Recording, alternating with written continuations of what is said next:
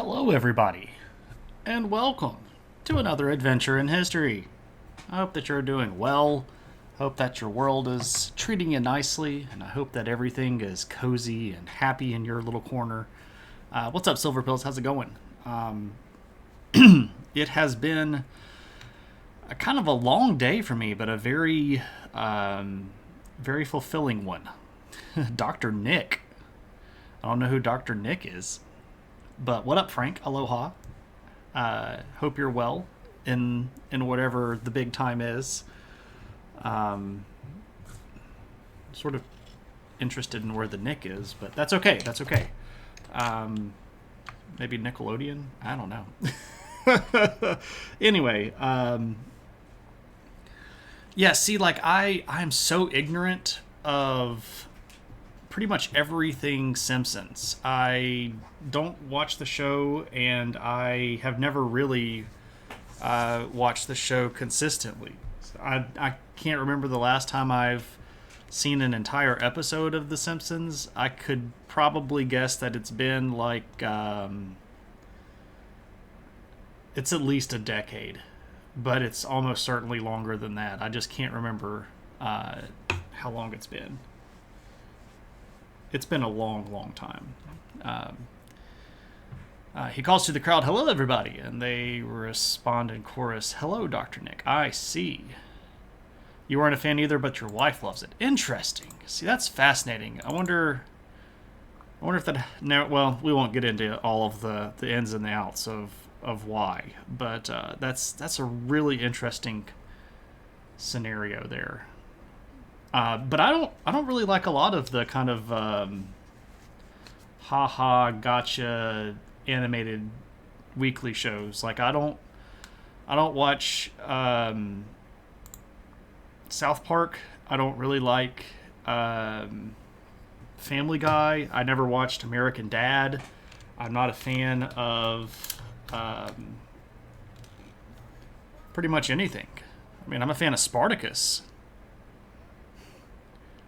I'm Spartacus. Big Tuna Neil, thank you so much for your continued Spartacus dedication. 41 months. That's a long time to continue to put up with my somewhat inane gibberish. But, Tuna, thank you so much for being Spartacus. Simpsons wasn't like that at first, but it definitely became that way after the first 8 to 10 seasons. I see. Well, I probably missed the first 8 to 10 seasons, likely because I was still living at home and my parents were absolutely not a fan of most cartoons. They let me watch Saturday morning cartoons, but I was banned from watching a lot of stuff that I ended up watching anyway. Like I wasn't supposed to watch Ren and Stimpy, which I absolutely did. I wasn't supposed to watch Beavis and Butthead, which I did. You're here for shenanigans and learning, in that order. Okay. I don't know how many shenanigans I have left in me. It's been a long day. I woke up early and did yard work, and then shenanigans. Oh wow, that's I've actually never heard that one before. That's a good one, Frank. So I woke up and did yard work this morning, and then I came in from yard work and took a shower, and then decided that it was time to get serious about streaming again. I'd taken a couple weeks off because of vacation, so finished the outline for today.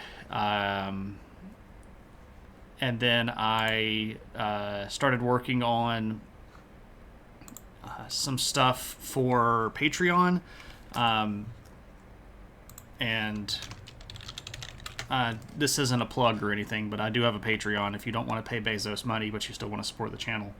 I feel bad about not doing very much on Patreon. A lot of the people that support me on Patreon are also subscribers here on Twitch, and that seems a bit weird.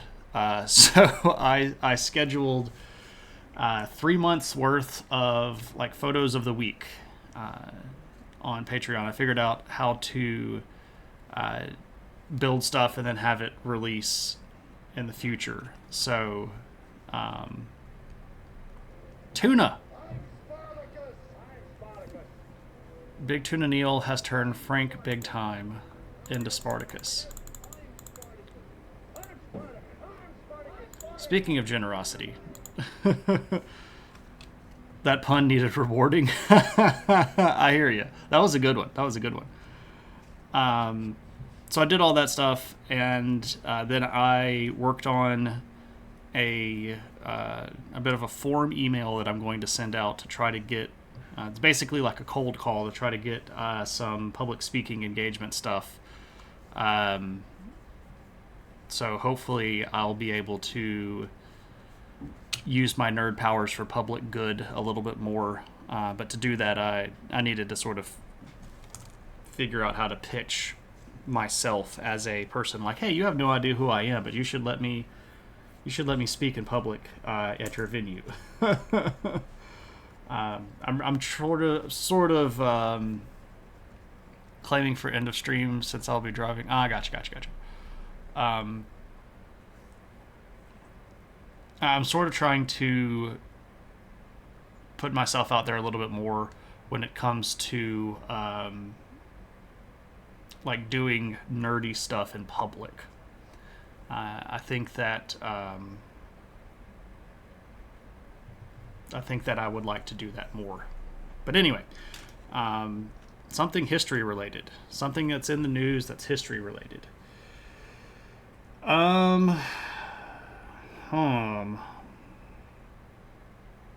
Actually haven't really looked at the news very much today. That's kind of odd given my normal stance on stuff where I can consume way too much news usually. What's been in the news lately? History related. You've had enough stuff about politics and courts. I agree. I understand. There's definitely been a lot of stuff going on. I don't actually mind answering questions about that stuff if anybody has any questions, but I can understand why there's a bit of fatigue about that.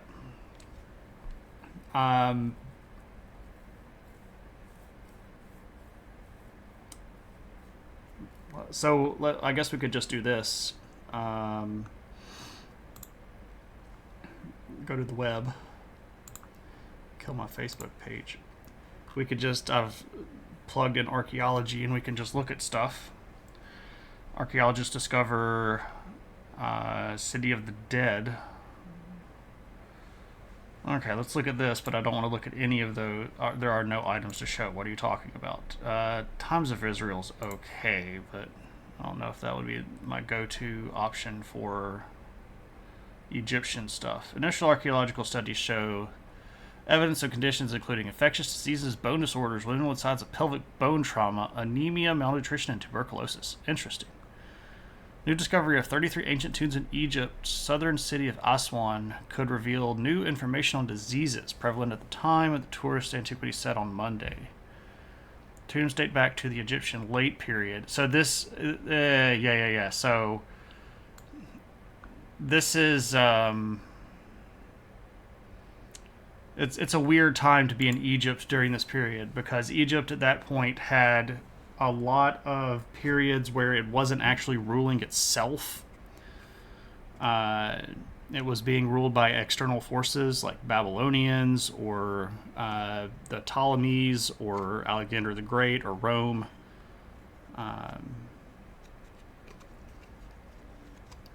30 to 40% of those buried died in their youth. Wow, that's crazy. Stuff to infectious diseases.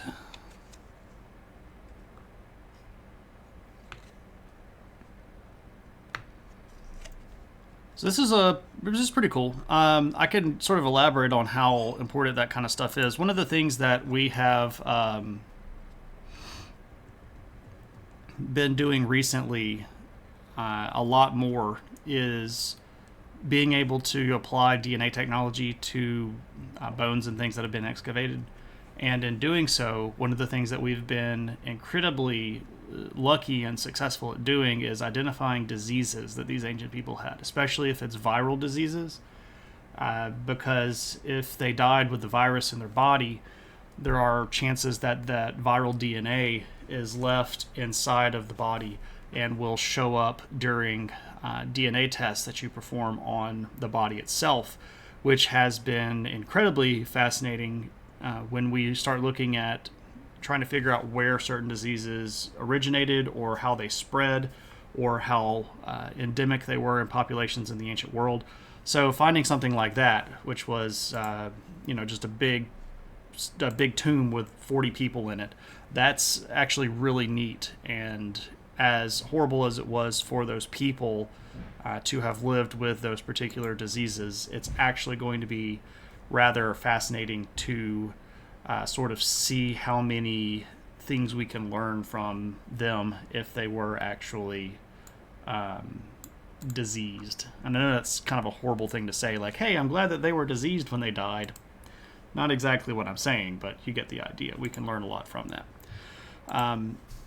So there's what's in the news archaeologically. I didn't know that myself, but it's pretty cool. Something that I probably would have shared in the Discord. But anyway, there we are. But tonight we're doing a viewer request stream, and this is one that has come up many, many times as an attempt in the voting.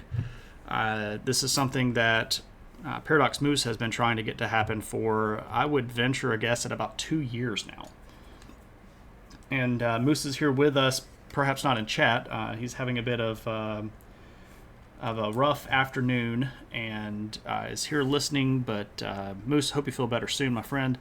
And I hope that this is everything that it was worth waiting for. And as everybody should remember, if you need to step out during a stream, or if you can't make it to all the streams, they're almost always going to be available in VOD form for later consumption, if you are so inclined.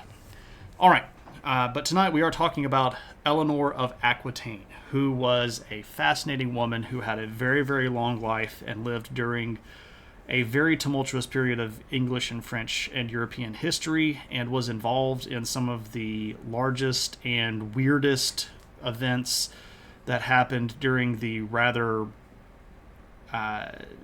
let's just say, animosity-driven relationship between France and England during most of this period. So we could start at the beginning, and we could ask questions like, hey, when was Eleanor born? We don't know. We don't know her year. We don't even know her day or her month. We don't really have a lot of sources from her young life. We know the names of her parents. Her father was the Duke of Aquitaine, which was a very important part of France. And if we kind of zoom in here to modern-day France, it's sort of this region right around in here. And it had been a very important part of France for a very long time. This was a duchy, so the person that ruled it would be a duke or a duchess, and this put Eleanor in a very wealthy position, but she had, a lot of stuff stacked against her for any sort of reasons. Most notably, she was a woman, and that means probably getting married off to some political ally. However, circumstances are going to be stacked a bit against her because they end up depriving her of a lot of her family members. Her mother dies, some of her other siblings die, and importantly, her older brothers end up dying. And what this does is it leaves Eleanor at a fairly young age being the sole heir of Aquitaine. Now, that's a very odd position. Her father is a guy named William of Aquitaine. I believe he was either the 10th or the 11th Duke of Aquitaine. I can't remember exactly which one he is. But his father, or her father rather, has a big problem here. She's rather young. She's not necessarily of marrying age, even though marrying, of course, at this time period was not something that was like a legal age of consent or anything like that. You could get married very, very young. But he wanted to make sure that she was able to retain her claim to the lands, but he also needed to continue to do all of the stuff that he needed to do. And this is going to be especially bad when her father ends up falling ill while he's on pilgrimage, and he has to sort of make last-minute arrangements to preserve her autonomy. And this is a really weird situation for her to be in because her father knows that he's about to die, and that's going to put her as an unmarried, very young girl in charge of this entire chunk of France, which was one of the richest parts of all France. So what do you do if you're her father and you're wanting to make sure that she has some sort of life that she could live? Well, what you end up doing is you start writing a lot of letters. And one of the letters that he wrote was to the King of France, who at this time was a guy named Louis the Seventh. Or, sorry, Louis the Sixth. My bad. What up, KP? How's it going? So Louis the Sixth, King of France, gets this letter from William, who's one of his vassals. And the letter basically says, look, I want you to agree to accept my daughter as your ward. So this is not necessarily like, I want you to adopt my daughter. This is more like, I want you to be willing to take responsibility for protecting the safety of my child. And in response, I'll make sure that she is going to be amenable or in a position to marry one of your kids. Now, if you're Louis the Sixth, what up, Lumpy? Lurking and doing chores. Ooh, that sounds not so fun. If you're Louis the Sixth, this is a bit of an interesting proposition here. First off, you're not necessarily interested in just, fostering a whole bunch of random kids, but this is Aquitaine. And again, Aquitaine is a big old chunk of France and is very, very rich. So Louis agrees that he could work out a marriage between one of his sons and Eleanor, and that he would take on Eleanor as a ward. And it's very good that he assented to this agreement, because he agrees to this before he knows that William is dead. William actually sent the letter to Louis effectively right before he died. So this is kind of like a last-ditch effort. And if Louis had said no, Eleanor would have been in a really sticky position. So Eleanor ends up moving in to the royal household and ends up its life. You have two lists. You basically have two jobs now. Is your HOA head president thing its own job almost? If so, I don't know if I'd like that. I don't know if I could do that. But anyway, here's young Eleanor. She gets shuffled off to King Louis's royal estates, and Louis gets basically fosterage over Aquitaine. Now,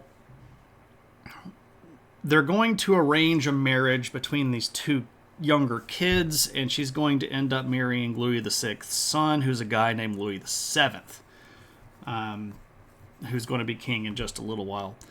But here's the thing. We don't really know very much else about what's going on here. Because, again, we don't have a lot of sources. Now, I should say this. There are a lot of people that talk about Eleanor, and especially people 100 to 150 years after her really, really, really like writing stuff about her. We shouldn't take these English or French sources from the late 1200s or the 1300s at face value. They almost certainly made a lot of stuff up. They weren't there to witness the material, and Eleanor ends up becoming a bit of a legendary figure even while she's alive. So a lot of the stuff that gets attributed to her young life is very, very questionable, and I don't trust a lot of it. Now, of course, you can go read all the sources if you want to, and you can go make your own minds up, and I encourage you to do so if this is a subject that's interesting to you. But I would get really uncomfortable just taking a lot of this stuff as, oh yeah, that totally happened.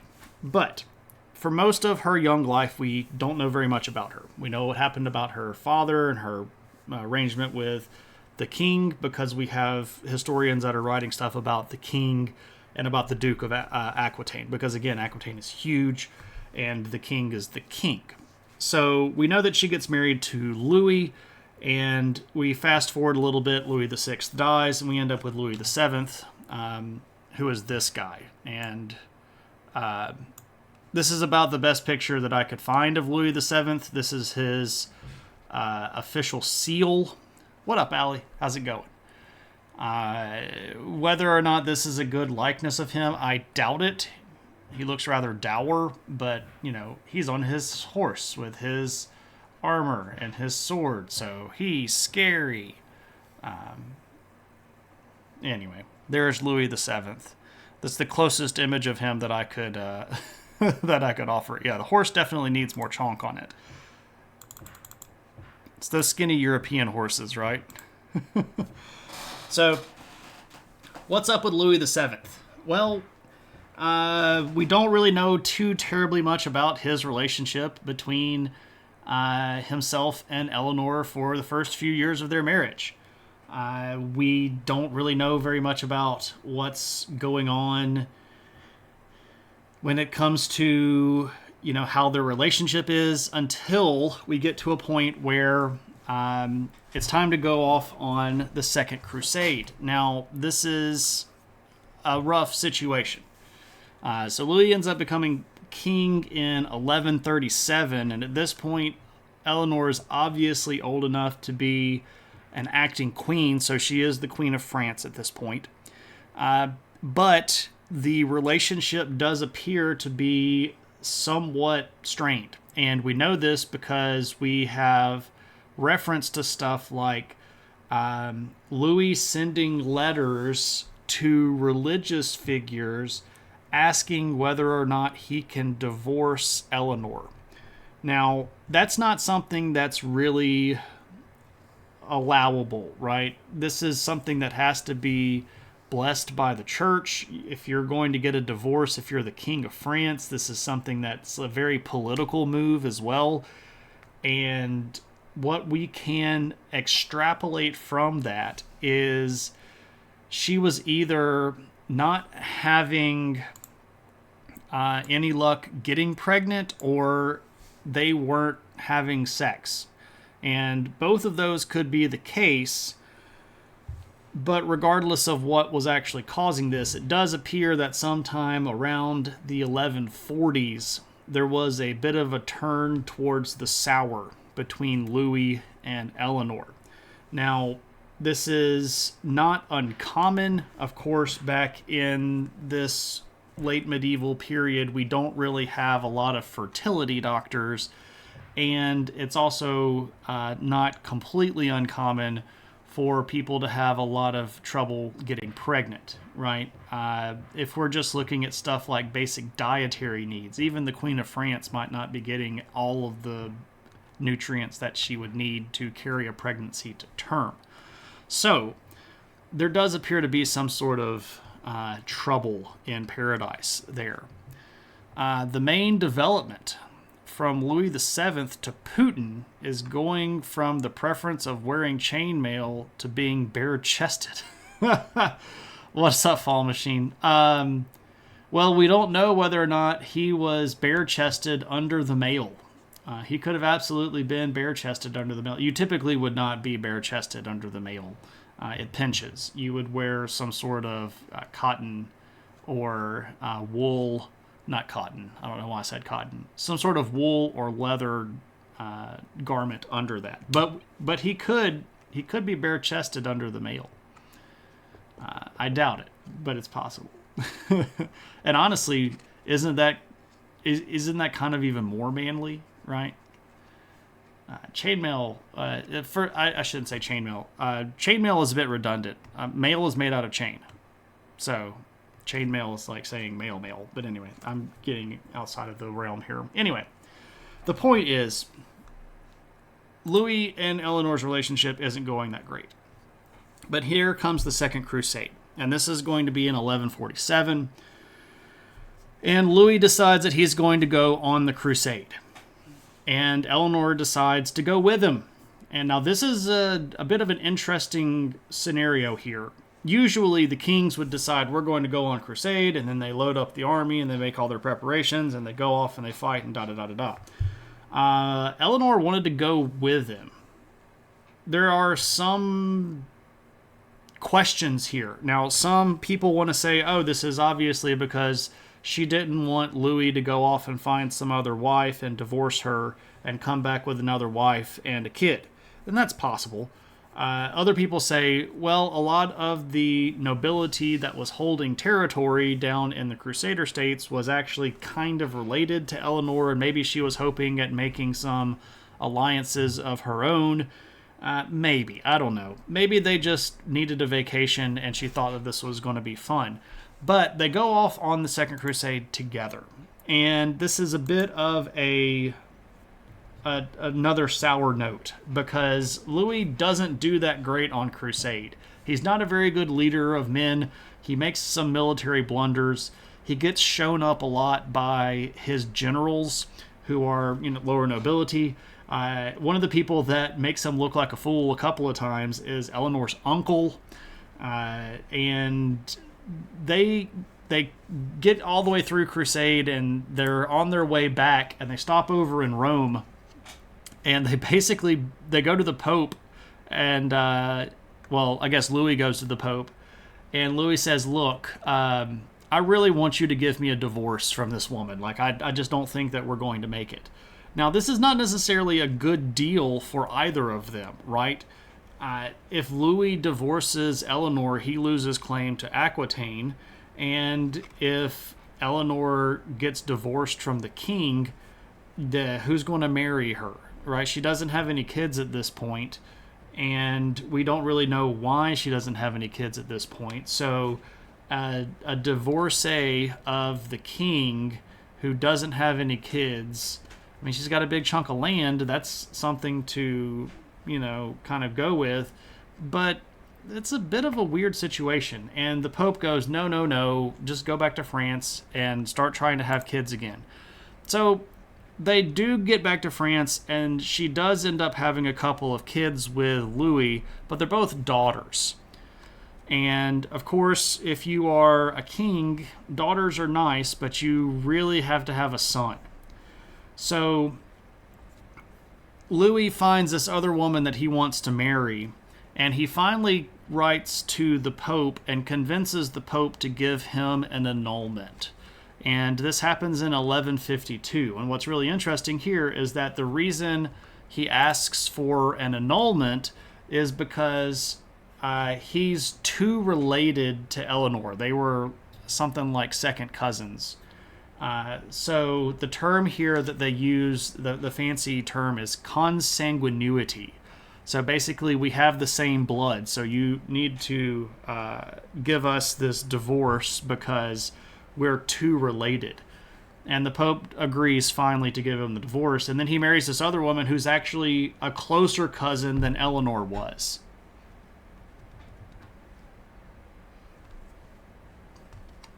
You just got into your very first Gmail account for the first time in 10 years, maybe. It's just back-to-back phishing attempts and security alerts. What up, Call D? Hey, Inoger, good to see you, man. So here we have... What up, Tad? Dude, I fell asleep in your stream last night. I was so tired yesterday. You were, wrapping up the legs of the model kit, and I woke up, and you weren't on stream anymore. I didn't sleep well the night before. I had a series of very horrible dreams night before last. And I kept waking up in these horrible dreams. So I was really, really tired yesterday, and I just straight fell asleep in Tad's stream. And it's not because Tad's a bad streamer, it's just because I was exhausted.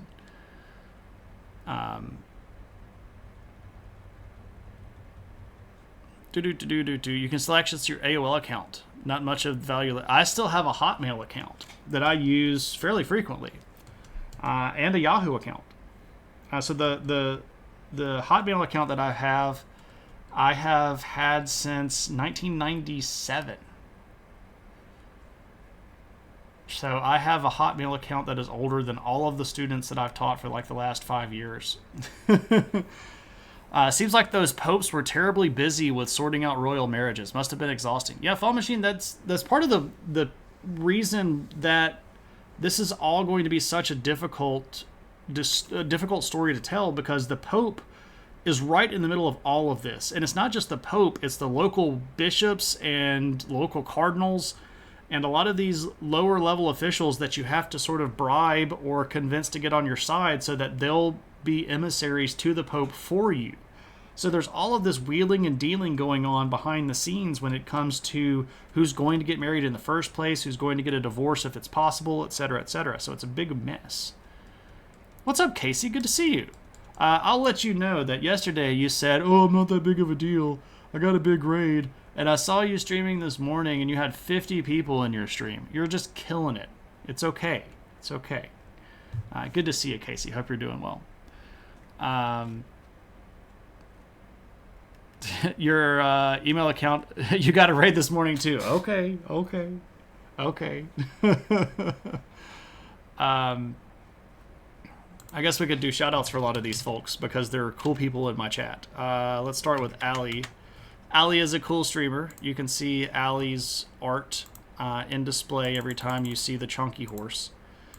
Go give Allie a follow. We also have Lumpy, who has started streaming again here recently. Minecrafter extraordinaire. Go follow Lumpy.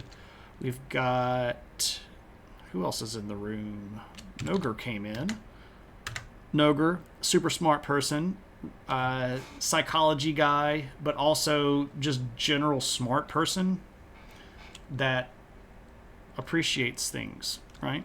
So there's Noger. What's up, Agni? How's it going, man? You came in right at the time where I'm saying everybody should go follow everybody else, so we're going to throw you on the list as well. Tad Mazeltov, if you know that I build models and stuff and you like what I'm doing, go follow Tad. He's got better taste in music than I do, and he builds cool models. Casey Snow just came in. Casey is an artist that does a lot of animal and creature design kind of stuff. Was doing some warm-up stuff yesterday, drawing bisons, and we were making a lot of buffalo puns.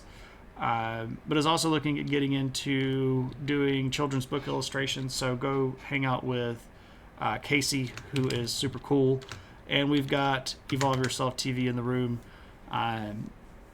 Chess teacher by day, metalhead / really chill guy in the afternoon. And you're thinking like, hey, metalheads don't chill out. Yeah, they do. Agni does a lot of guided meditation and stuff on his stream and talks philosophy. He's a really smart guy, really cool dude. Agni, we were almost in your city the other day. And we were originally planning on spending a night in Chicago, and I was like, I should hit up Agni. But we were ready to come home on the road trip that we were on, so we just sort of drove on past. But we've got a Chicago idea for the future, and whenever that happens, I'll have to hit you up, and we'll maybe catch some dinner or something like that. Of course, if you're down with it, you might be like, I don't want to talk to that weird dude. I could talk to him through the chat, and, it's fine, but I don't want to sit at a table with that dude. Do Eleanor's daughters or their eventual sons now have some claim to the throne, or did the divorce cancel that? Okay, that's a great question, Frank. So, Eleanor's daughters are still claimed by Louis. So this is an interesting and a rather technical arrangement.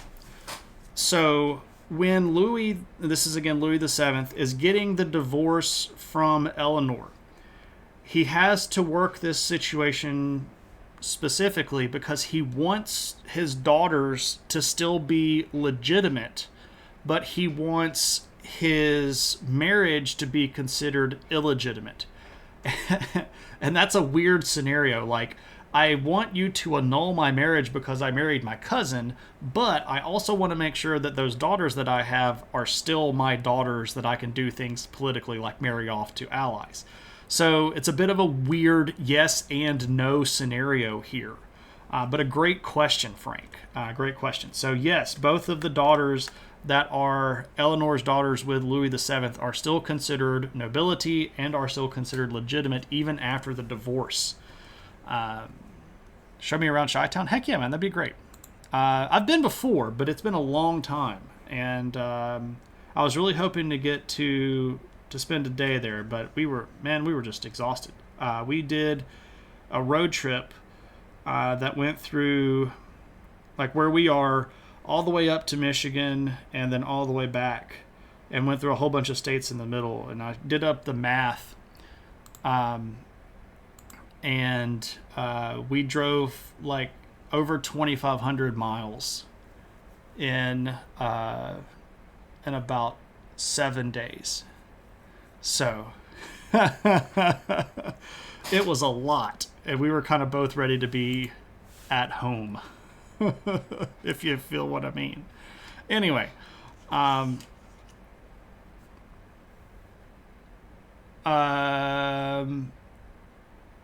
so Moose, we were in the middle of the woods. We went to we were in Detroit for a day, and that was to meet up with some friends in Detroit. But then we spent the next 2 days basically in the woods. We were at a little place called Tawas City, which is like central eastern Michigan. You've been there many times. Interesting. Okay, so yeah, we were there, and then we did some stuff that was out in the middle of nowhere. I don't even know the nearest city that it was. But the next morning we went out and did some stuff. I think it's called Lost Twin Lakes Path, or Birding Trail or something like that. It was really, really pretty. But we spent a few hours in the woods there. So, I mean, we weren't really doing a lot of the sightseeing. We were really just going to do bird watching and hanging out in the woods. The Art Institute is pretty pimp. Yeah, I wanted to go to either that or the Fields Museum if we spent a day in Chicago. So if Eleanor never remarries or remarries but has no kids, Louis's daughters inherit Aquitaine. Well, no, at that point, Frank, Eleanor has claim to Aquitaine. Eleanor claims Aquitaine herself. She does not pass that down to her daughters. So when they get a divorce, Eleanor goes back to Aquitaine and basically lives on her estate. So, yeah, we went to the DIA on Real Brian. Also, hey, on Real Brian.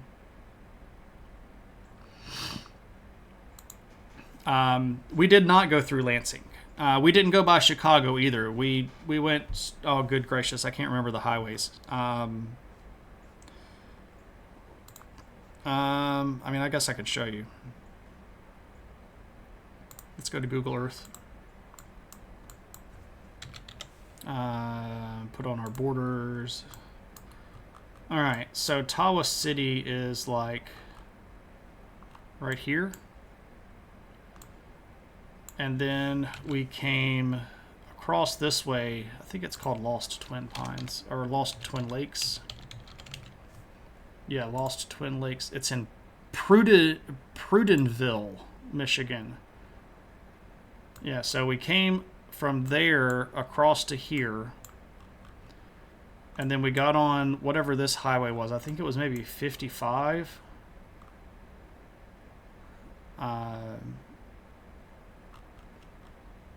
Anyway, there's a highway that runs like right this way. And we went pretty much straight south back towards Detroit. And then got on, I think, what was maybe 75 or something. And then went down this way. So I think we went like this, and then this, and then this. But I don't think we actually ever went through Lansing.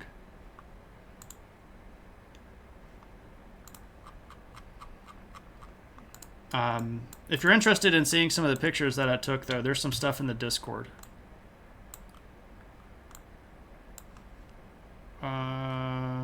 Streaming. Whee! All right. Oh,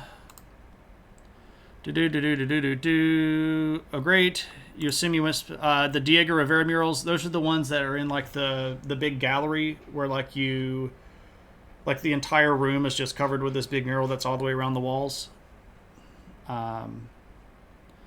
Spending a day off next week. It's one of your happy places in Detroit. Yeah. We saw that. We also got to see a lot of the ancient stuff, which is sort of what I was there for. And we also got to see some Van Gogh stuff, which is what my wife really likes to see. My wife is a big fan of Van Gogh. But there's also like Cezanne and Renoir and Monet and Manet and Degas. And there's a John Stuart Mill in there. Not John Stuart Mill. He's a utilitarian. John Singer Sargent. There's there's all kinds of good stuff in the DIA. It's a really, really good and really, really, really good museum. We did not have enough time there, and we spent about 4 hours. I could have had 8 hours and made it better.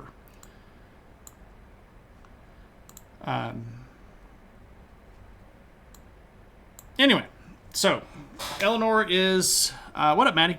Eleanor is divorced. So what do?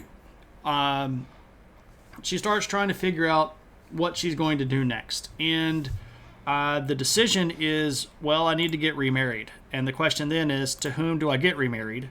And this guy. This is Henry II of England. Now, Henry is actually rather interested in marrying Eleanor himself. And you go, well, this is an interesting scenario. Why would the King of England be interested in marrying the former Queen of France? And the reason is because when they get married, which happens, this is how much of France that Henry ends up controlling. So Henry is the King of England, and he controls all of the Kingdom of England. And then he also has Normandy, Brittany, these counties here, and then he adds Aquitaine. So at this point, Henry, who's King of England, controls more of France than the King of France does.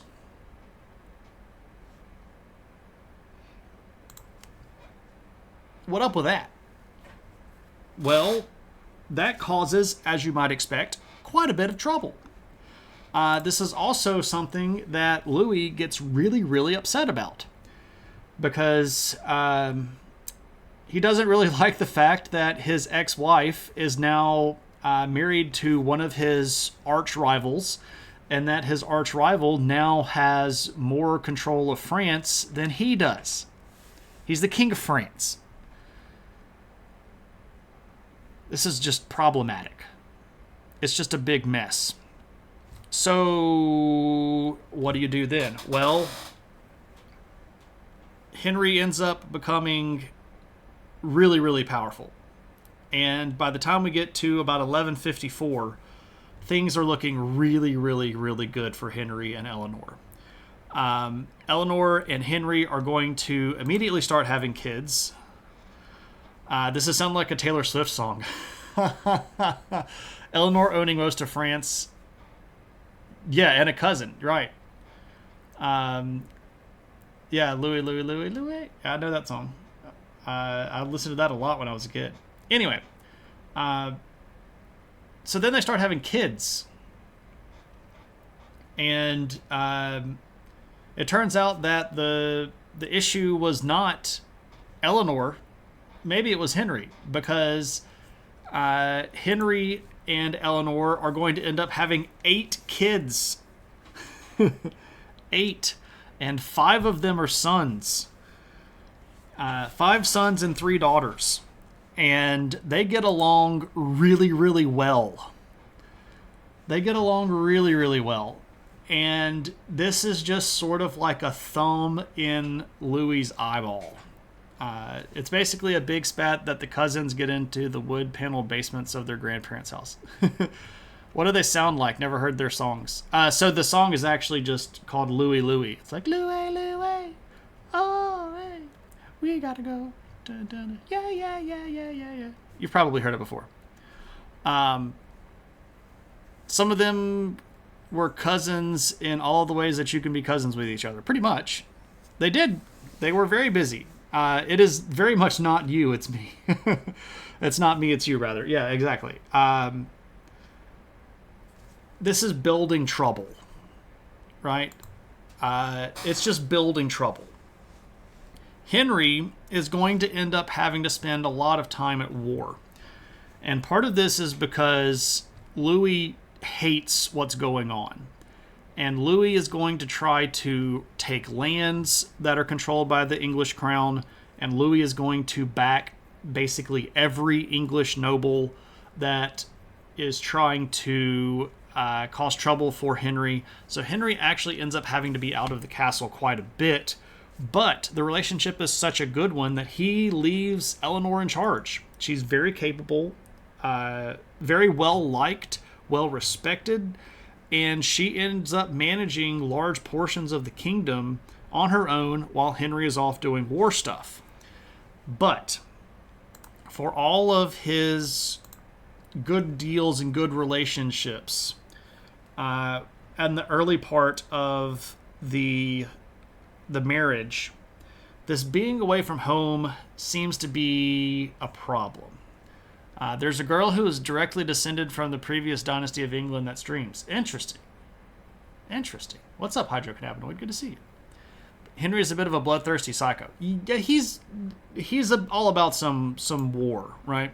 No military accolades, couldn't sire a son, controls less than half of his own country. The jokes people would make. Yeah, exactly, Frank. Exactly. Will no one rid me of this turbulent ex-wife? For sure. It's the Kingsman. This one of the one of the Taylor Swift songs. Well, here's the thing.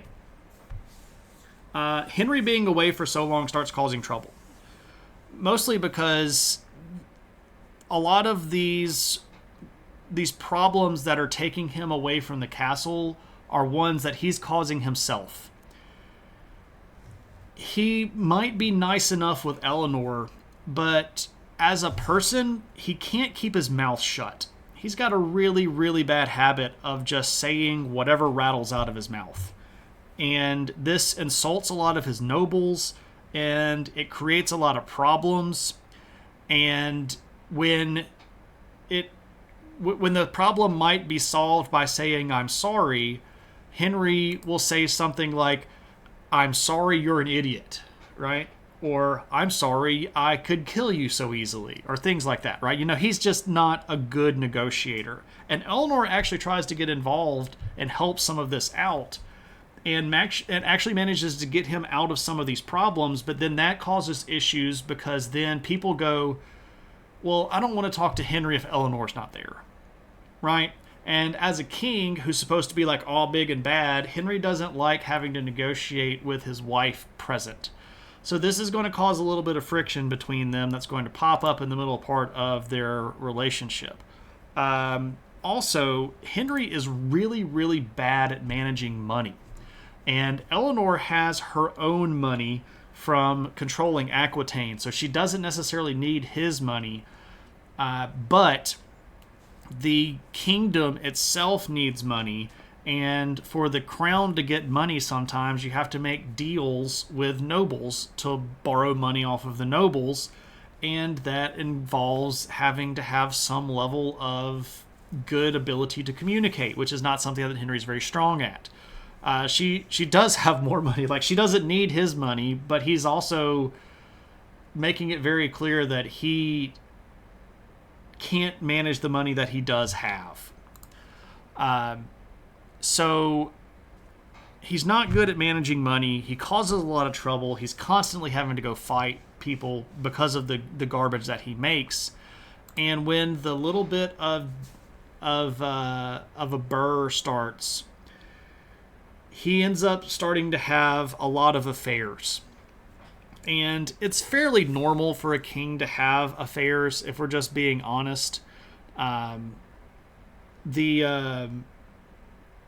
royal bedchamber was not something where the queen slept every night. She had her own quarters in a different part of the castle, and this was not something that was uncommon, right? And this is true of just about every major kingdom at this point. The king could pretty much have an affair with whomever he wanted. But this is problematic because this is starting to undo some stuff. For example, one of their sons, Richard, who is Eleanor's favorite, right? Of all of their 5 sons, Richard is her favorite. Eleanor and Henry, but mostly Eleanor, for being honest, work out this deal to try to make up with Louis. And by this point in France, we have another Louis. No, we're still Louis the Sixth. Sorry, never mind. Ignore that. But basically, what's going on here is Louis the Sixth, Louis the Seventh. Gosh, there are too many Louis. Louis the Seventh has a half sister whose name is Alice, and she was fairly young at that point. She's like 9 or something like that, 8 or 9. And as a way to try to smooth over the difficulties, it's Alice. It's A-L... It's like this, Alice. Is an attempt to try to smooth over the differences between England and France. They're going to arrange this marriage. So Alice ends up moving to London to live in the palace, and she's betrothed to Richard, but they're both very young, so they're going to end up getting married, but later on. But after a few years, when she becomes like a bit of, like a teenager, more of an adult, Henry starts having an affair with her. And this is like not cool. First off, he's way, way older than she is. Way older than she is. Also, this is her, like, her father-in-law, her future father-in-law that she's supposed to be, swearing. I don't know. It's a weird situation. But also, this puts a lot of strain on the relationship between Eleanor and Louis, because this is Louis's half-sister, who's supposed to be like next in line, or at least high in line in the English line for inheriting some of this territory as a way to smooth all this stuff over. And here's the king. Anyway, it's a big mess. Big ol' mess. Eleanor to Louis VII. You must know about me. I could have another you in a minute. That's Beyonce, right? If she had been a dude, it would have been the Kingdom of Aquitaine, and all of history would have been different. True. Name 19 kings of France. Louis. That's on me. I set the bar too low, right? But at least on the surface, we're supposed to be believing that Eleanor and Henry are in good relationships. So this is supposed to be a mural. This is in a church where we have Eleanor and Henry here, and then a couple of their older sons. We're not sure exactly which ones these are, but perhaps Geoffrey and Richard. But we don't really know. This is just attributed. And if we go a little bit further, we see this guy who's about to be a bit of a troublemaker, but not quite there yet. That is a straight-up paparazzi PR picture, right? Like, look, we're friendly and we're happy and we're going out and doing things together. See us together with our family? Yay! Exactly, right? Henry makes a big mistake here. Not only does he start having affairs, he also starts having illegitimate children. And this is where things get really messy, right? Because you can deny having extramarital affairs, but then you start having kids, that's way harder to cover up, right? And now theoretically speaking, these are kids that might grow up and cause trouble because they have a potential claim to the throne, right? That's messy. You just don't do this stuff. What up, Cave? Good to see you. So, Eleanor kind of makes a bold move here. And she decides that... what up, Kahini? Good to see you.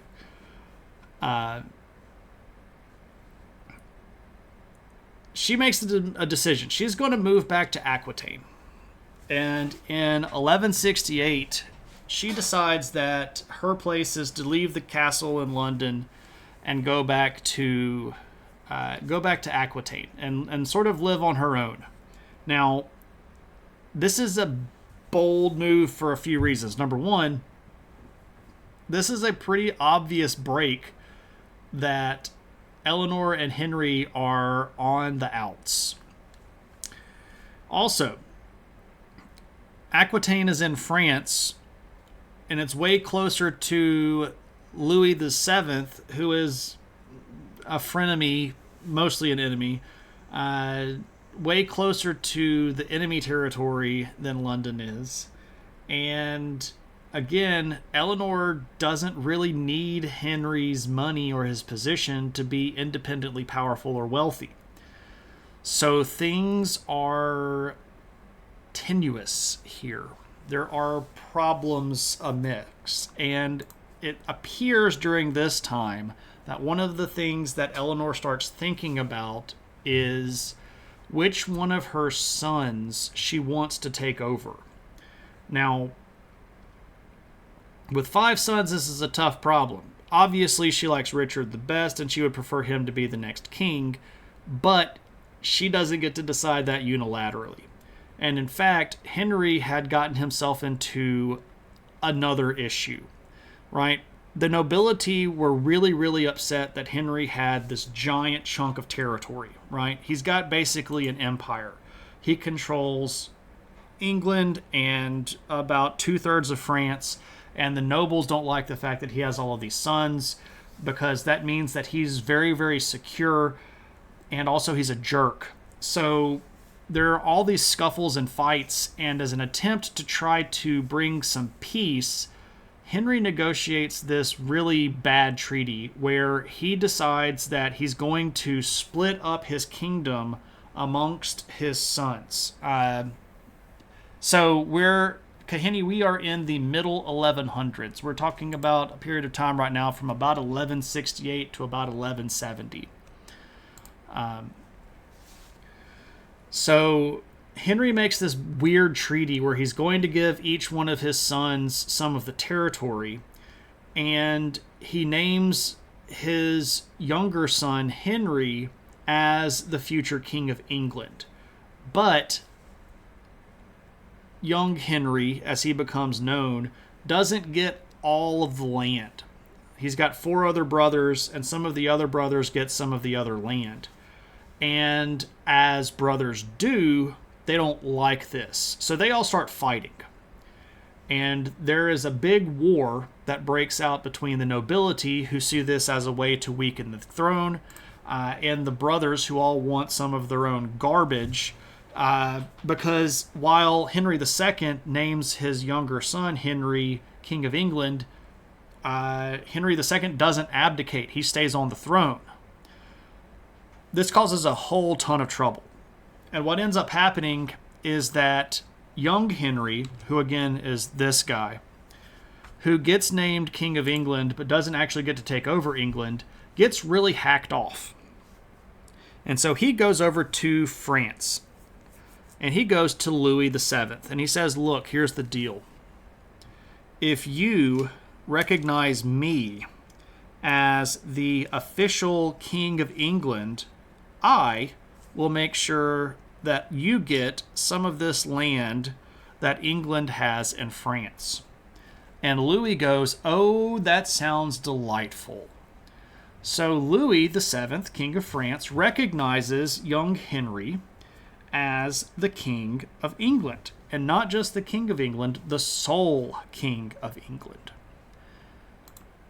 Troublesome. he's a kid, right? This is his coronation. He's a kid. Very impressionable kid. As you might expect, this is going to put a lot of English future in the pocket of the King of France.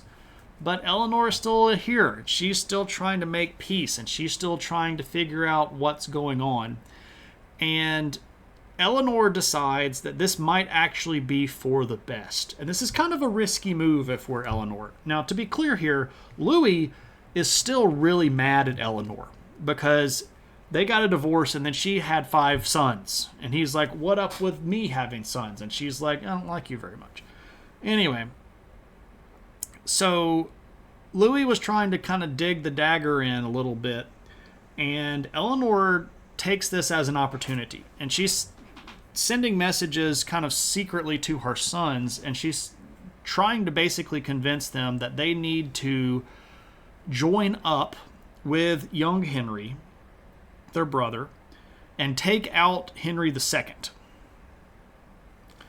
Now, this is kind of like open treason, right? If you're telling your sons that it's time for dad to go, and you're encouraging them to rebel against him, that's treasonous, right? Soul King of England. Ha ha ha. I got you, Matt. How old was Louis at that point? Louis at that point? I don't know. I couldn't tell you. I know that he's not too far left on the earth. He's in his older age because he's about to die. That's what happens when you get old. Or in the medieval period, that's what happens when something even minor inconvenience happens, right? But Louis at this point had married another woman and had kids with her, and I think even then married another woman and had kids with her. So at this point, Louis's got an heir, and his name is Philip. And he's about to come into the picture as well. So Eleanor tells her sons to go join up with young Henry. And they're kind of hesitant about this. They're like, look, we don't like each other, but we also don't want to like fight against dad because, you know, there's this church thing going on too, right? We don't want him to get the church to excommunicate us because we're rebelling against God's chosen king in England. So she's like, look, why don't we just meet? If we could meet up, I could talk with you and we'll get all this stuff handled. So a few of them decide that they're going to meet with their mom. And Eleanor travels back to England to meet with them. And this is a big issue. Because on her way to meet with her sons, she is captured by some of the nobility that are loyal to her husband, Henry II. And of course, they take her to Henry II. And at that point, he says, you're under house arrest. So for about the next 10-ish years, everything that Eleanor is going to do is limited by the fact that she's either kept in captivity in England or in France. And she has limited ability to do anything on her own. She doesn't even get to make any solo trips. She's never going anywhere by herself. All of her correspondence is read. All of her meetings, like where she's talking with people, end up getting, spied on. She's kept under lock and key, basically, by Henry, who is very, very angry that she would side with their children against him.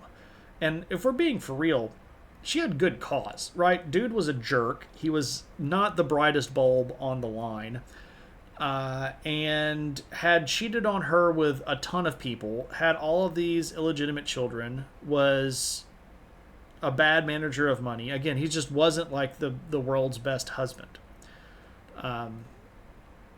So she's stuck in what is basically house prison. Now, we're not going to go through all of the stuff that happens with all of the other brothers because that would take just about its own story. But I can hit a couple of the high points, and with those high points we can move Eleanor's story along a little bit. First off, in 1183, young Henry dies. So when young Henry dies, the plot hatched by the French to get rid of Henry II is dramatically weakened because now there is no other king of England to use as a puppet.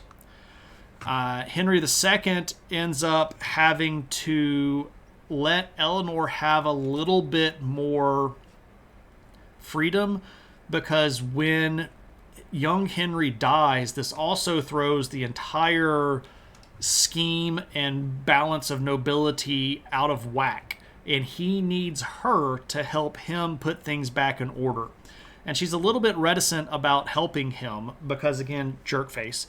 But she's also still trying to preserve as much of the empire as possible because she's still got 4 sons that are going to inherit this. And she clearly loves her sons more than she loves Henry. I never understood why she bailed on Louis. It wasn't her choice. Louis got a divorce from her. He was the one that was pushing for the divorce because she wasn't producing an heir. Either they weren't having sex and she wasn't pregnant, or she wasn't able to carry a pregnancy to term. And the 2 kids that they did have were both girls. So he was the one that got the marriage annulled on his part. And at that point, she didn't really have very much of a say-so in the decision. So, 1183, young Henry dies. This leaves the next son, this son named Joffrey, kind of in the position of like the new, maybe it kid. But then Joffrey dies not too long after that in the 1180s. And her other son is going to end up dying. So basically, by the time we get to the mid-1180s, they're down to just 2 sons, and they have Richard and John.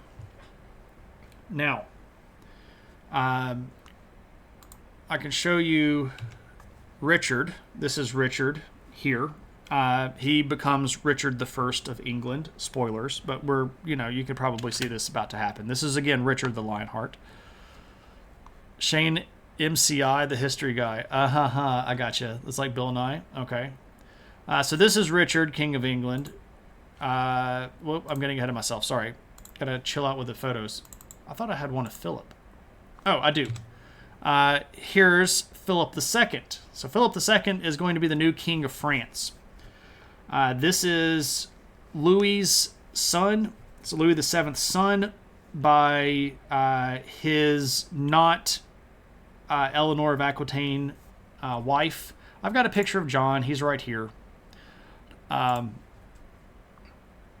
But we're getting there. Anyway, we have Richard and John. And Eleanor really, really likes Richard. Again, has always been her favorite. So, what do? Eleanor is still in ostensible house arrest. So when Geoffrey dies and they're down to just 2 sons, Richard makes a bit of a bold move. And we don't know if Eleanor was involved in this decision. It would be really, really hard to prove that she was or wasn't, because again, she's not really at a lot of freedom going on here. But Richard goes to Philip, the new King of France, and says, look, I want you to team up with me to take out my dad. So now this is a different scenario altogether. Richard did not like the fact that Eleanor was being treated so badly. He also thought that his father was just running the kingdom like garbage. Everyone hated Joffrey. Yeah, he was a bit of a problem. The reason that he was involved so much is because he had the big chunk of the territory that he was going to end up inheriting. You're back from the drive home being serenaded by Shane. Your first and second cousin, which right. Anyway, Philip sees this as an opportunity, right? We could get rid of Henry. We could get Richard as a friend. We could get Eleanor back on speaking terms with everybody, and maybe, if we're lucky, we could arrange some sort of marriage where we can work this out. Because here's the thing. Richard is still technically at this point engaged to Alice, who was Louis VII's half-sister. So this would be Philip's uncle. Even though he had, Henry II, his father, had already had an affair with his fiancée, they're still technically engaged. But anyway, Eleanor is in prison still. Richard doesn't like this. He throws in with Philip. They start attacking Henry's forces. And then John, the remaining son, goes, you know what? I think Philip and Richard are probably going to end up killing Dad. So John throws in as well. And this is sort of like a three-way arrangement against Henry II. So Henry has to basically bow to the pressure. He ends up having to give up his claim to a lot of English lands in France, and he has to recognize that Richard and John are legitimate and give them more territory. And then not too long after this, in 1189, Henry dies. And when Henry dies, Richard becomes king. So this is a good moment for Eleanor, because as soon as Henry dies, Richard sends word to let her out of prison, or let her out of house arrest. So Richard is going to take over as king, but he's got a lot of stuff going on because there's a lot of preparation going on, because there's a new crusade that's just sort of coming out of the works. So what do? Well, you send Mom, and she was already in London, and Richard is going to recognize Eleanor as Regent of England. And she retains the title Queen here, which is really interesting. She doesn't take the title Queen Regent or Queen Mother. She just takes the title Queen. And she can do this because Richard's not married yet. But she's effectively ruling England while Richard is still down in what is today Normandy. It's part of France today, but at that point it was part of England. And I can actually show you this. Here we go. So if we look at what happens when Richard takes over as king, this is how much now of France he controls. Again, it's a big old chunk. Now, there had been some lands that had changed hands right around here and right around in here that increased the size of the French kingdom, but this is still a big old chunk of territory, right? So this is all under Richard. Richard is worse than Dad? In some ways, yes. In other ways, no. Managing the kingdom, yes. Being a jerkweed, probably not. Oh, if Richard was your brother. Well, for John, yes, that's absolutely John's opinion. Anyway, so we've got a crusade, and this is the Third Crusade. And when the Third Crusade gets called, Philip decides, I shall go. And Richard decides, I shall also go. And Richard decides, I'll leave Mom and John in charge and they can watch the kingdom and everything will be okay.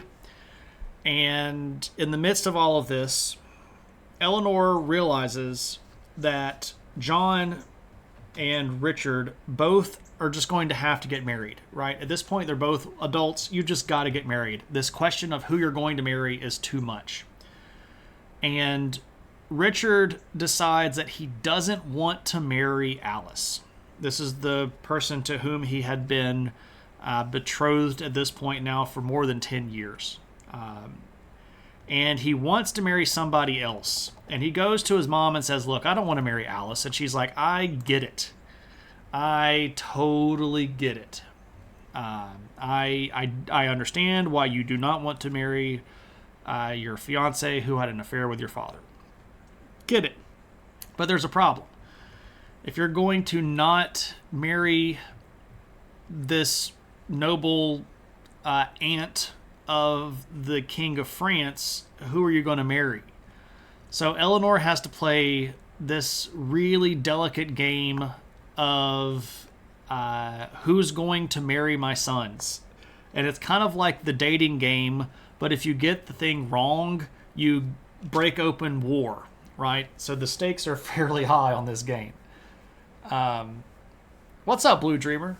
Are you the same Blue Dreamer that used to hang out in here, or are you another Blue Dreamer? I see that you're a first-time chatter, but I guess it's possible that you could have made another account. Why Crusade? What's the goal at this time? Money and power? True. So at this point, the Third Crusade is an attempt at saving what little bit was left of the Crusader states down in the medieval period, or in the Middle Eastern area. If you want to, we've done a viewer request specifically on the Third Crusade. If you want to look up that VOD, it should be available in the VOD junk. Alice is politically pointless to marry. Yeah, at this point, there's not really any reason to marry her. So, Richard has his own ideas, ends up marrying another woman. This causes a big old stir, and Philip II gets very upset. Philip actually leaves Crusade early to go back to France and plot against Richard. They don't get along very well on the Crusade anyway. Richard is very straightforward. Philip is not necessarily the world's best military leader. They don't coordinate their armies very well. Things don't go that great. There's a lot more insult that Richard does. Richard ends up conquering part of Sicily and then part of Cyprus, and it's a whole mess, the Third Crusade. Anyway, the problem here is a big one. The insult offered by turning down this the marriage to Alice is a big one, and Richard is still on crusade, and Eleanor is trying to patch everything up as much as she can, but John is a little bit squirrely, because John sees Richard being gone as his opportunity to take over being King of England. And John ends up claiming the throne of England with Philip's backing. So Richard decides that it's time for him to come home, but he ends up getting taken hostage. So now we have Richard in a hostage situation as the King of England, legitimate King of England. We've got his brother, who is claiming to be King of England, with their cousin, King of France, backing him. And it's a bit of a messy situation, because how do you handle this? Well, Eleanor to the rescue. You're the same one. You've watched all of us on my stream since we messaged you. Oh, cool. That's fine. Lurk away. You can do whatever you want to in chat here. We're pretty laid back. Here's John, just as a look. This is John out on hunt. And he's like, oh, look, a deer. I shall shoot it.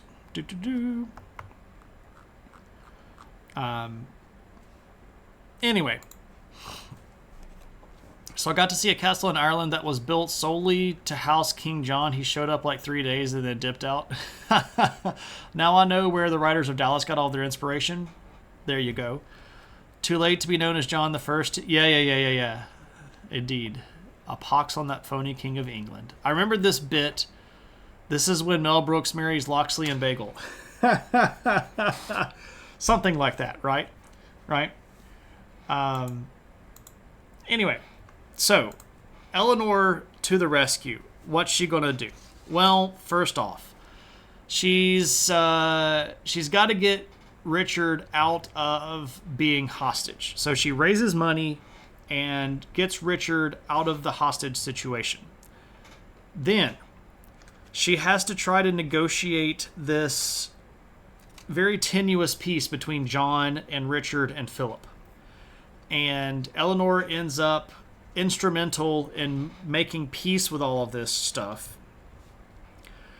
But the situation between Richard and John is different than the situation between Richard, John, and Philip, right? Richard and John are now effectively mortal enemies. They don't like each other very much. John especially doesn't like Richard. So Eleanor has to try to get the brothers back together. And she effectively puts them in the same room and makes them hug it out, right? Claire. Thank you so much for the corgi bits. Those are absolutely adorable. Also, good to see you. Now I have that song stuck in your head. Of course. That's how it goes, right? That's how it goes. So, she gets the kids to stop fighting. But obviously, this is not going to be the end of the story. She gets the kids to stop fighting. Richard takes over as king. And she decides, look, I'm done, right? I'm gonna peace out. And she goes to this abbey in France called Fontevraud. And she doesn't become a nun, but she's just going to hang out at the abbey because it's chill, right? Nice place, very pretty, countryside. Things are going to be okay for a little while. And I do mean a little while here. Richard takes up for his dad, or takes after his dad, and ends up having a whole bunch of wars and just constantly fighting and constantly fighting. And he ends up getting wounded in battle. Now, there's a problem here. Richard, at this point, is married, but he doesn't have any heirs. So what do you do? Well, there were a couple of thoughts. Richard's brother Joffrey had a son named Arthur. And Richard thought, maybe I could just adopt my nephew as my heir. But Richard was kind of sketchy about that. He and Joffrey had not gotten along very well. Even worse than the relationship between him and Jon, probably. But he didn't think that Arthur was the right person to pick. So he actually picked Jon. Like, we've buried the hatchet. I'll leave the kingdom to Jon. So when Richard dies, Jon takes over as king. But this makes Arthur a bit upset because he technically was the next heir. If you look at some weird way of looking at, like, oldest of the next generation, regardless of blah, blah, it's this really technical genealogy stuff. So Arthur decides, I'm now mad. I'm going to cause trouble. So if you're a spurned English heir, what do? Well, you go to the French, right? He puts them both in time. Right. This is my retirement home for all the lesbians in France. I don't know if they were lesbians. Hey, look at me. I know what Stormblessed means. You've been reading The Way of Kings. So you know who Kaladin is now? They do that in Saudi Arabia. Yeah. I would have almost certainly left my kingdom to a cat. What a viper. It doesn't pass through offspring, it passes through brothers. Right, the oldest male heirs kind of thing, right? How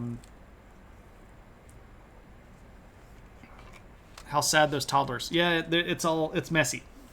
So Arthur goes to Philip and says, look, I should be the next king of England, but my uncle didn't give me the kingdom, and he put my other uncle on the throne. I don't like this. And Philip goes, okay, let's start a war. Because that's what you do, right? So Philip recognizes Arthur as the legitimate king. So now we have Jon, who's the actual king, and Arthur, who is a puppet king of the French. Now all of the nobles that have been abused and upset and, taken advantage of all end up picking sides. So Eleanor ends up having to basically come out of retirement to fix all of this stuff. He's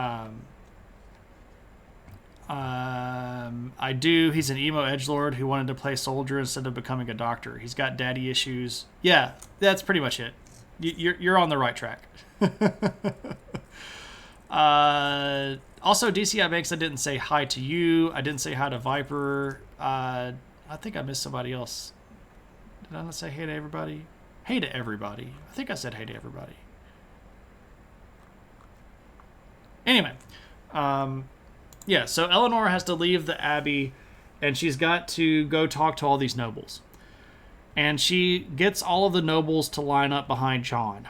And she's like, look, you just got it. this whole thing with the French constantly interfering with the nobility succession line in England, we just got to get away from that, right? So just line up behind John, and we'll fix it that way. So most of the nobility line up with John. There is some fighting, but they end up sealing the peace deal, and it's a really complicated peace deal. Basically, John is going to be named heir of Aquitaine, but Eleanor is going to swear fealty to Philip, and then John is going to have to pay Philip a lot of money, and Arthur is just going to get boned. Arthur gets effectively nothing, right? So this is, and then Eleanor's like, okay, cool. Maybe I can just go back to the Abbey and chill. But on the way to the Abbey, she gets kidnapped. And at this point, she's like 80. But she gets kidnapped by this French noble guy named Hugh de Lusignan. Ads. Okay, so we'll just chill until the ads stop playing. Nothing like kidnapping 80-year-olds, right? I mean, I could show you, like, this is a picture of Eleanor in her older life. Okay, so cool, we're back. All right. Like sands through the hourglass. Yeah, exactly. This is totally a Days of Our Lives kind of thing, right? So Eleanor gets kidnapped by Hugh. And Hugh says, I want you to give me some land. And this is really, really complicated. Way back under Henry II, as part of a deal where Henry was making a deal with Louis, he had to sell some of this land that was supposed to be given to Hugh's family, but it was part of a deal between the two countries and blah, blah, blah. Basically, the part of the land had reverted to Aquitaine, and it's this particular county, and Hugh wants his ancestral title and this land back. So Eleanor has to give him this as a way to get out of captivity. So she gets back home and she starts sending no, it's a pretty big chunk of territory. I can show you where it is. It's this region right here. It's called the County of La Marche. It's part of Aquitaine. It was a sizable chunk of territory. It's not like just a couple of acres. So this is given to Hugh, and it makes him one of the more powerful nobles in Aquitaine, because county means that the person running it is a count, right? So Eleanor goes back and she's starting to try to get into like retirement mode for sure. She's like, I'm kind of done with this. And she starts sending letters to John going, okay, here's the deal. When you take over Aquitaine, here are all of the people that you need to watch out for. You need to watch out for this person. You need to watch out for this person. You need to know this person and that person, da da da da da da da da. And she mentions Hugh, and she says, look, this guy is devious, he's underhanded, he's dirty, he's nasty. You really got to watch out for this guy. You just now got county and count? Yeah, that's where it comes from. So John is like, you know what? I think I need to just come visit. Why don't I go down to Aquitaine? And why don't I just go around and meet all of these people, and you can kind of come with me maybe, and we can kind of handle all of this stuff. So John ends up meeting Hugh, the guy that had kidnapped his mother, and the introduction doesn't go very great. And especially, and this is so weird, Hugh at that point was engaged to a girl who was 13 years old. And John was not yet married and decided that he wanted to marry this 13-year-old girl that was engaged to Hugh de Lusignan. So he kind of willingly abducts this 13-year-old girl and takes her back to England and marries her. As you might expect, this starts up a war because this doesn't make anybody happy. And in the process of all of these battles, guess who gets dragged back into the middle of the mess? If you guessed Eleanor, you're correct. Eleanor was trying to make her way up to settle some of this problematic mess when she ends up in a castle that gets put under siege. And this particular siege is being carried out by Hugh and his supporters, and there is every indication that if they get inside, this might be the end of Eleanor, right? So John has to load up an army and go down into French territory to rescue his mom.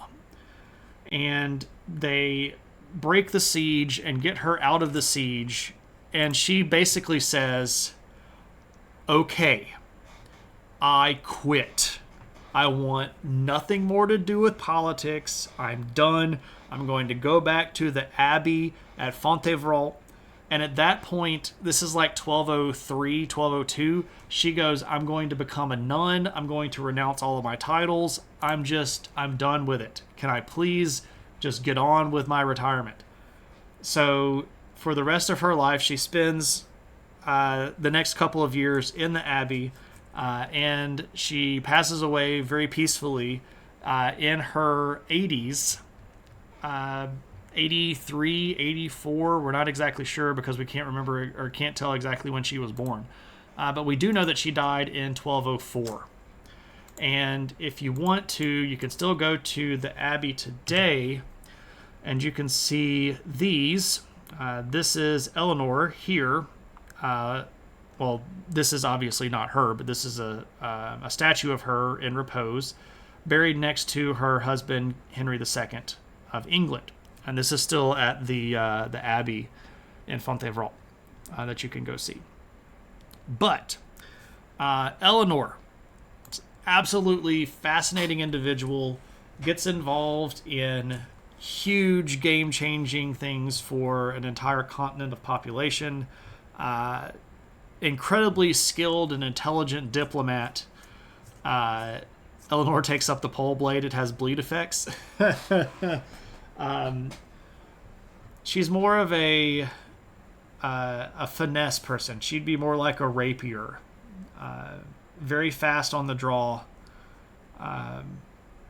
Very small point, but capable of still doing a lot of damage. So Eleanor's fascinating as an individual, and I think this is probably one of the reasons why she came up so frequently in the polls to have her as a topic for a viewer request show. But I hope that was everything that everybody wanted it to be, and I guess thanks for continuing to bring her up, even if she wasn't necessarily winning every time that she showed up. It's kind of like her life, though. She didn't win all of the battles, but she eventually won at the end of the day. And there is so much more stuff that I could have brought into this. We could have talked about her for another hour and gotten into all of the individual ins and outs of stuff. I tried my best to stick to the stuff that is verifiable. Again, there is a ton of legend that grows up around her that gets really, really hard to prove, and some of it is pretty obviously made up. A lot of the stuff around her time in Aquitaine being the beginning of what we might call medieval court, right? Like courtly love. Not Courtney love, but courtly love. Her patronage of the arts, her genuine love for her children. She's just cool. She's cool.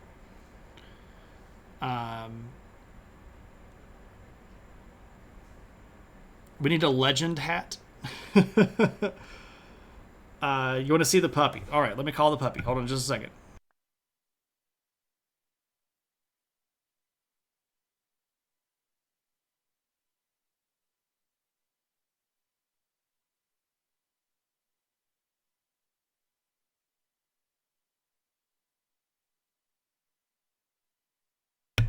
She may have been asleep.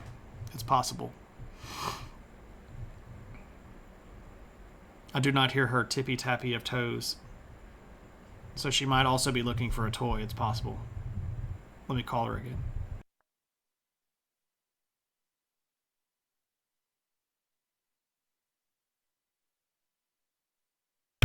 Here she comes. Well, come over here. Hey. Here's a puppy. Where are you going? Hello, puppy. Come right here. Hey, come right here. Come and see me. Here she is. It's a puppy. Hello, puppy. This is Kaylee, and she is the puppiest of all puppies. And she's showing me her chicken, which is her favorite toy. I'm trying to keep her in frame, but she keeps moving around. I think she might be done with me.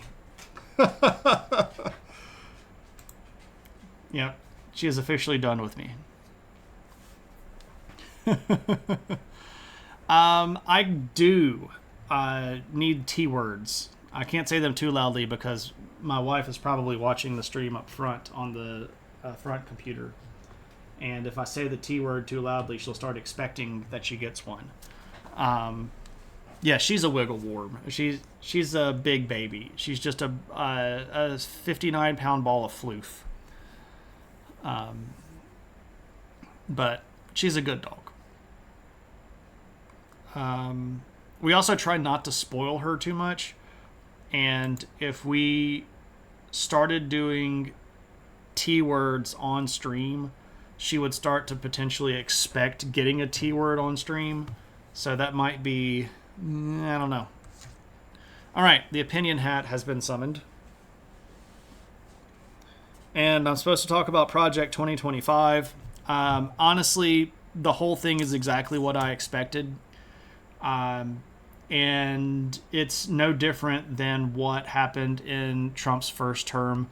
I think that they were already doing that already, and I think that some of the stuff that they're doing now is being blown out of proportion because people didn't recognize that this crap was going out, but like for real, everybody knows that this is garbage, and everybody knows that this is how they're going to try to weasel their way into things.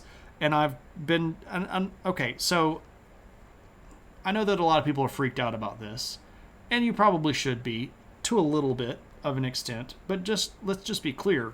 None of this works if people take responsibility and vote intelligently. So if what you're really worried about is, oh no, they're going to infiltrate my local governments, don't vote for those people and convince other people not to vote for those people. Oh no, they're going to put people in charge. Those people will be there for 4 years. Yes, they can do a lot of damage in 4 years. Yes, they can create problems that are going to last way longer than 4 years. Yes, all of this is going to happen. Trump's going to get reelected. It's going to suck. I've been trying to tell people this for like 4 years now. And everybody is just finally coming around to the fact that, oh man, maybe Shane was right. And it's going to be really, really bad for the first 2 years. And there's going to be a lot of stuff that is really atrocious. And we're going to get really, really upset. And we're going to have a lot of garbage to deal with. And then halfway through, we'll have midterm elections. And the Republicans will lose control of the House. And then it'll be worse. Because at that point, Congress won't be passing garbage for him to sign, and they'll go into let's play executive rigmarole and try to do whatever they can through the executive branch. And we know that the Supreme Court is going to tend to side with conservatives because there are more conservatives on it. But this is going to be the wake-up call that I think a lot of people kind of wanted, because they're going to see all of this garbage happen and they're going to go, wait, why can't we make government work that way? Because you don't pay attention to how the government works. We've been slow-rolling this garbage for the last 30 years, going all the way back to the Clinton administration, where we're just playing games instead of running the country. And it's honestly getting a little bit tiring that people are just now figuring out, but wait, we can be a part of the government action? Yeah, duh, that's how it works. But to make things work the way that you want them to, you have to do the work to make it happen. And these people that are in Project 2025 are obviously doing the work that it needs to happen. What if the same number of people, instead of freaking out and posting how it's the end of the world, decided that they should make their own version of 2025 and have a counter plan where they go to states that are swing states and start registering voters that are going to vote for somebody other than Trump? What if that would happen? No, we can't do that because we'd rather complain about it after the fact and pretend like we're victims than get out and do something about it. Do something about it. Ain't nobody want to go back and rejoin the British Empire. You're acting like many haven't been doing that. Maddie, many haven't been. You might be, and I'm not talking to you. Many people just want to complain on the internet. That's all they want to do. That's all they want to do. And those people are recognizing that complaining on the internet doesn't change things. So there's the opinion. Okay. DCI, what am I supposed to be talking about in the news? Have I tried renouncing U.S. citizenship? No, that's not going to help anything either. I have a great butt. I've seen it. It's okay. Then you don't need to worry. Sigh of relief in Canadian. Is that like, hey, it's a bit of a joke. International Adoption American Service. There we go, right? Is the history/historicity of Robin Hood an adequate sort of topic, or is it too speculative? Frank, there probably was not a Robin Hood. The legends that started around Robin Hood are probably from local level resistance to John's reign, especially while Richard was gone. There is such a sparse level of actual verifiable data that I don't think that even the people that could have potentially been, quote, Robin Hood were Robin Hood. I think what has likely happened, this is a folk tale that grew out of a few people that were actively doing things that were trying to preserve their way of life against the tyrannical rule of John. And what became of that was a fishing story, right? Like, we caught a fish and it was this big, and then the next time you tell a story it was this big, and the next time you tell a story it was this big, right? That's probably how Robin Hood happened. Submit to King Charles III. I don't know, man. That portrait of his is pretty terrifying.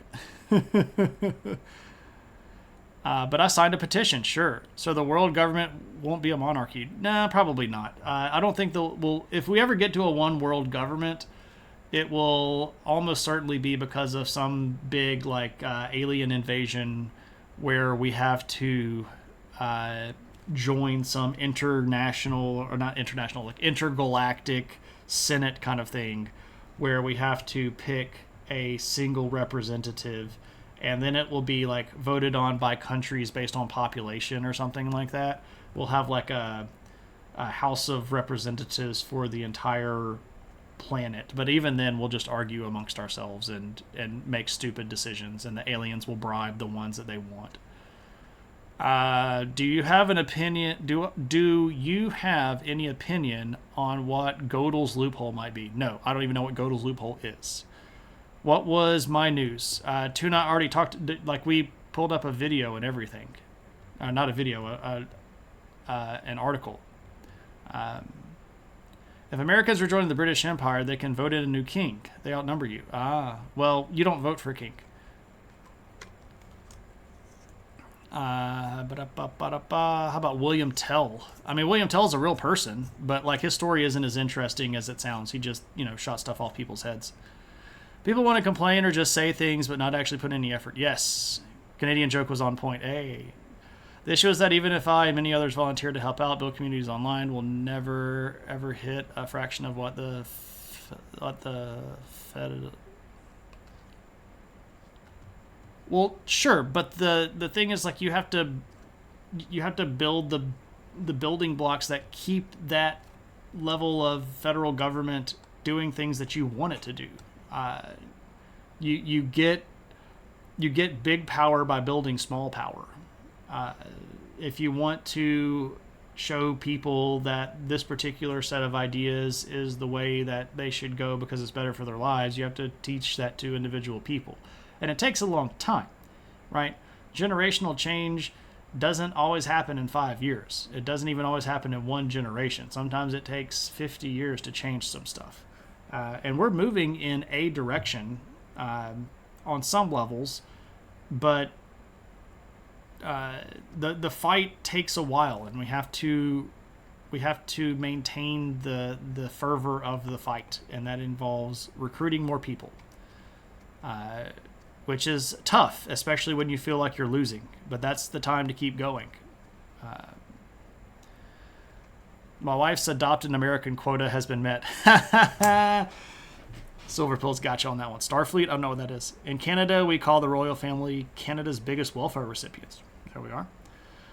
There has to be an outsider for us to unite against. Yeah, Frank, this was the story of the Watchmen, right?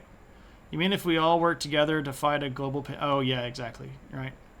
The Federation only came about after years and decades of full dystopia. Yep. All right, so this is a loophole thing.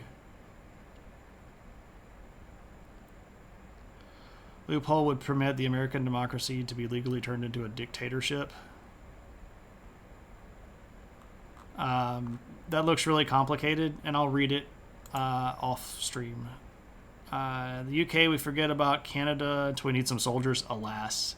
Voting is just a proxy for military powers.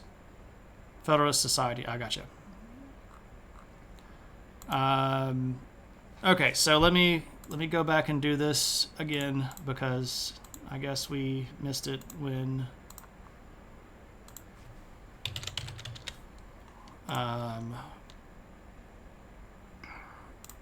Tuna, your news was this. We looked at... Nope. Yep. We looked at this. There's a pretty cool tomb that had like 40 mummies discovered in it. And a lot of them showed weird signs of disease, which I commented on being interesting because we can learn a lot of stuff for mummies that have had diseases through DNA research. No, I don't think we should eat them. I think eating mummies was something that we did a while ago, and we probably shouldn't go back to doing that, just as a note. But DCI Banks, you redeemed what's in the news, and did you have something specific that you wanted me to talk about? Or did you just want to know, like, what's in the news?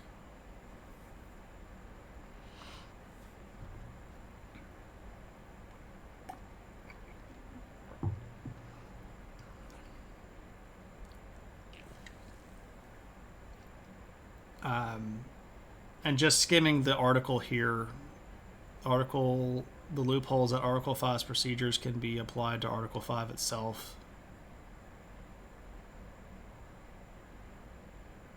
So basically what they're saying is that you could amend the Constitution to make the country a dictatorship. Yeah, sure, you could do that. That would be very difficult to do. If that's the loophole, I don't think that's something that we really should worry too terribly much about. Oh yeah, silver pills. Like in the 1800s, eating mummy was a big deal. They took them they ground them up and made like fertility pills out of them. They also made paint out of them. There was a pigment called mummy brown. That was a paint that was made up out of ground up mummies. People would basically hire mummies for things like seances in their house. It was weird, man. The 1800s in places like England were just really weird. Mummy brown paint. Yep, I'm catching up now. Good gracious. We move so fast.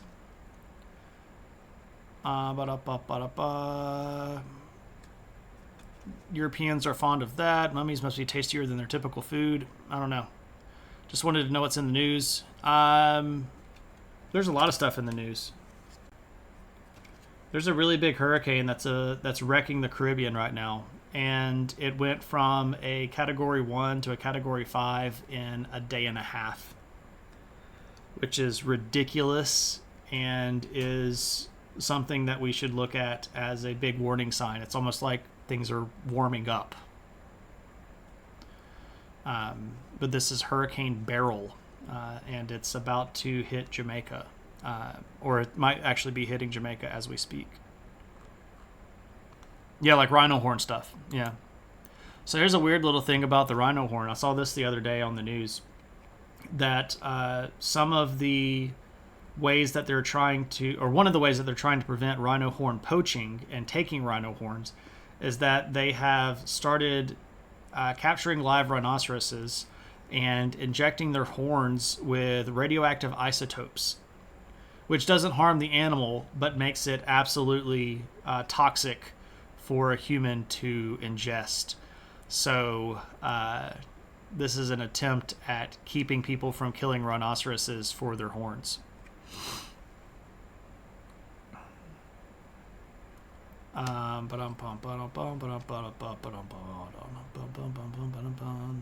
oldest shipwreck they found recently is pretty amazing. They found one in the Mediterranean off the coast of Israel that was Bronze Age. I posted that one in the Discord about a week ago. It was pretty cool.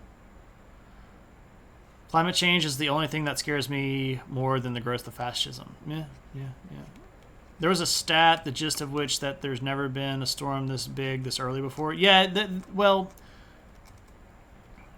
there has been, but not one that's like hitting stuff. Like, it's disturbing, right? The height of the hurricane season is supposed to be like September, and having a Category 5 storm in July, it's kind of scary.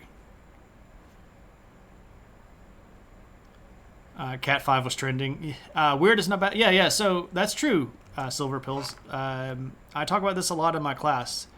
The specific sociological term we use here is deviant, and a lot of people hear the word deviant and they immediately think like, oh, this person does some weird, kinky sexual stuff. But a deviance is just anything that's outside of the cultural norm. And we're all deviants in certain ways, right? Like I'm a deviant because I know so much about Tolkien and that I know so much about history. That's a deviance that's outside of the cultural norm. I don't have a problem speaking in public. That's a deviance. I can speak multiple languages as an American. That's a deviance, right? So deviance doesn't automatically mean bad. It just means different. And weird doesn't automatically mean bad. It just means different, right? I'm totally down with that. And they can also follow the radioactive signatures. Yes.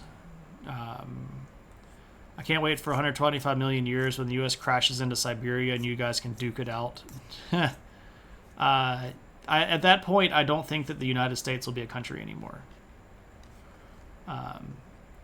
We are in a hurricane path. In the last few years, we've been getting worse and worse. Yeah, it's messy. You'd love to see me and Colbert go head to head. I mean, Colbert knows a lot. But I will say this, and Cave can attest to this. Dominic Monaghan, the guy that played Mary, was on Colbert's show and decided that he needed to ask Colbert some trivia questions about Lord of the Rings. And one of the questions that Dominic asked Colbert was, what was the name of the location where the Entmoot happened? And Colbert did not know the name of that location. And I was watching this clip for the first time in Cave's chat. But I knew the name of that location. So there is at least one question that I knew that Colbert did not know. And that gives me hope. It gives me hope. And just in case anybody's wondering, we are fairly close to having another History of Middle Earth stream. We are 6 viewers away, or 6 followers away. And we actually went down a follower because when we started the stream, it was 1195. So I don't know who showed up and then was like buggered off. I think what actually happens is that if you haven't watched a stream and so many number of active streams, Twitch will unfollow you on purpose. But when we get 6 more followers, we'll do another History of Middle Earth stream. So, my dad told me he's starting to learn Spanish. I'm guessing so he can roam the earth, solve crimes like King and Kung Fu. Yeah, maybe. It's possible. I'm learning Japanese right now. It's very difficult. It's very difficult. It's not a language that is very similar to English.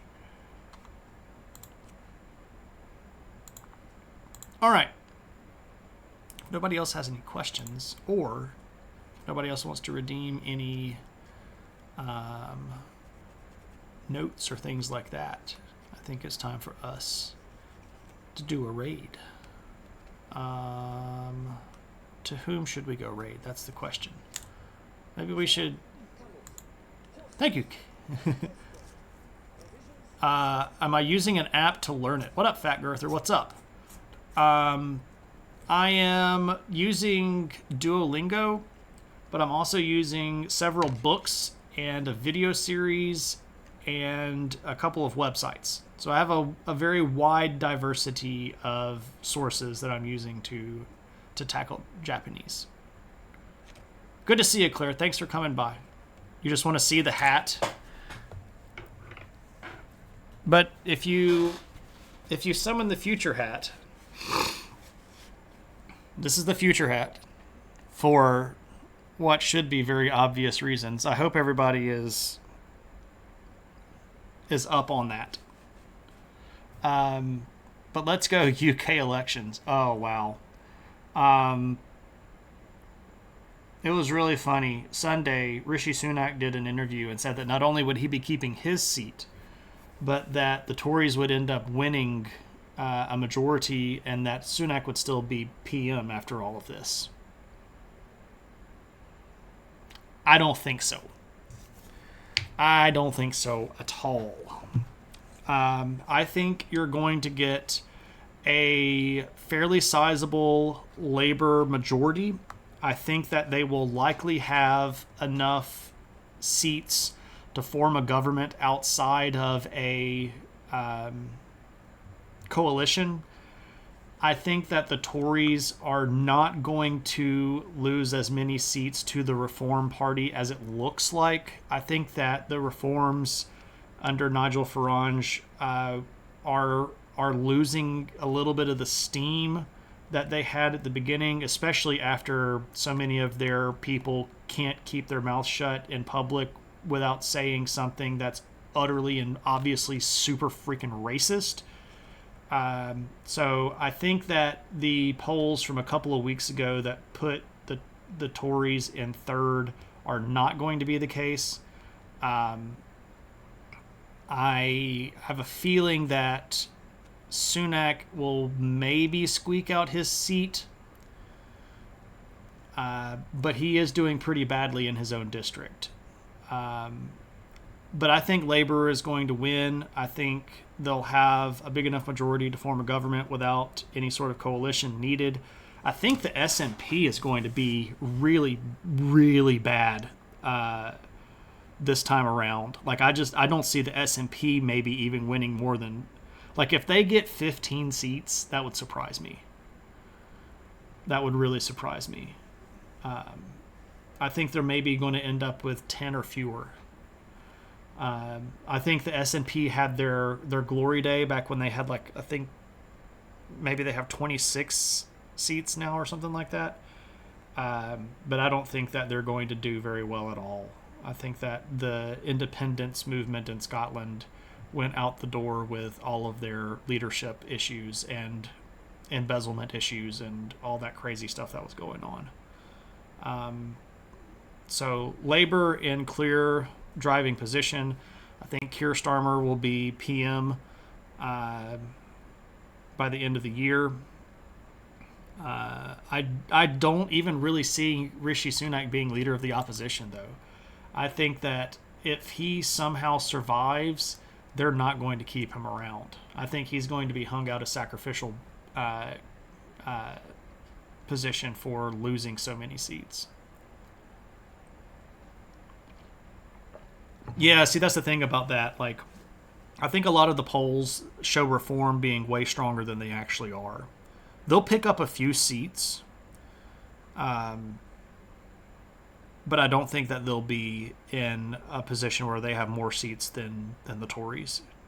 But this is the future hat, so it's right. It's all prediction, and I could be absolutely wrong, and everybody could call me a moron.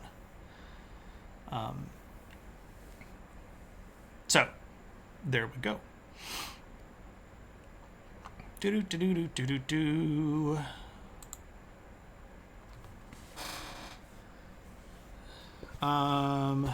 not a part of the big guns with political friends. Yeah. See, that's the thing. Like, he was sort of the last man standing at the end of that conservative backlash that started with Boris and then carried through Theresa May.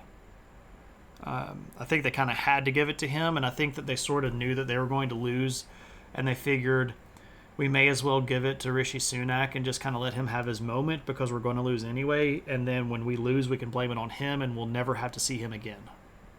I honestly feel like that was the tactical move that they made, because the leadership knows that they're going to get hammered.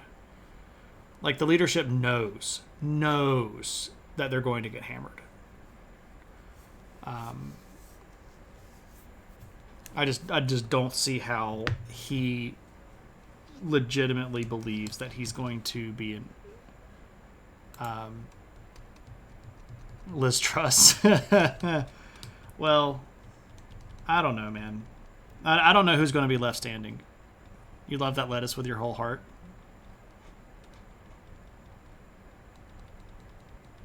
It was a nice lettuce, I guess. All right. Maybe we should rate somebody new. Do we have anybody streaming under history?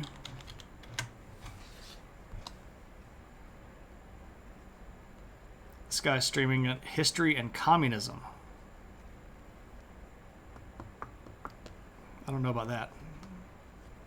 Retro commercials.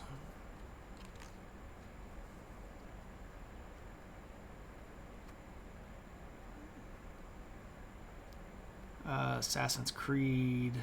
Nah.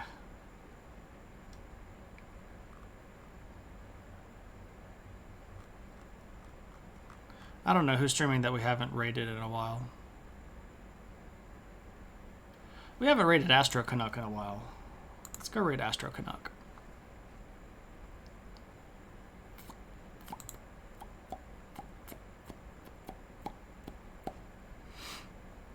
So Astro Canuck is a pretty cool dude.